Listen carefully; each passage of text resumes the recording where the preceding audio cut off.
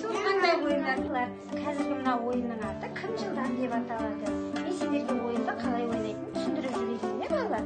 Мына кубикті лақтырамыз.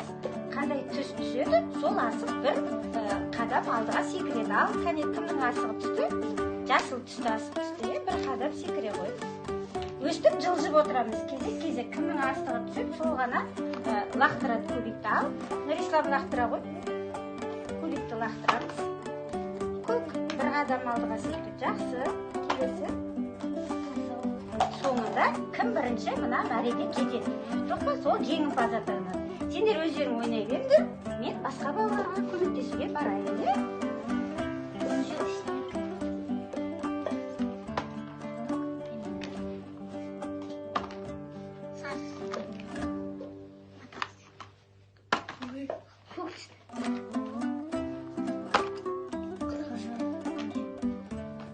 Балалар, енді бұл ойынның аты кім жылдам деген ойын.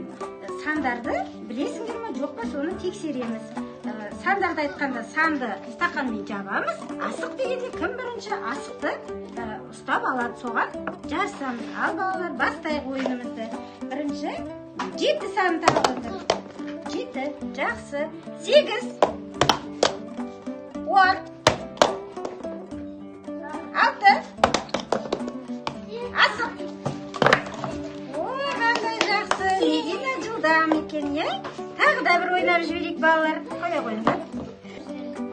8, 6, 9,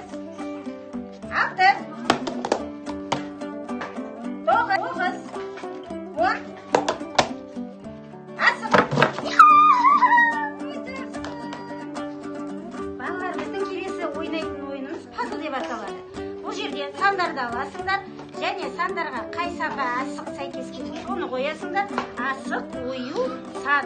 Тез пазл құрастыра қоямыз. Санға сәйкес. Кәне құрастыра қойыңдар. Кім?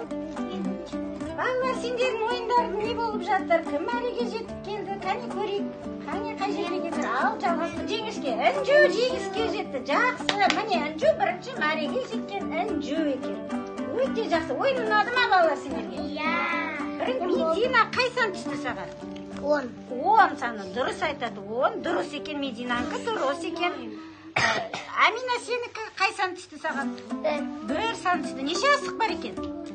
1 асық бар екен. Бұлар енді біз сергіту жаттығуын орындап алайық. Тұра қойыңдар. Тұрамыз.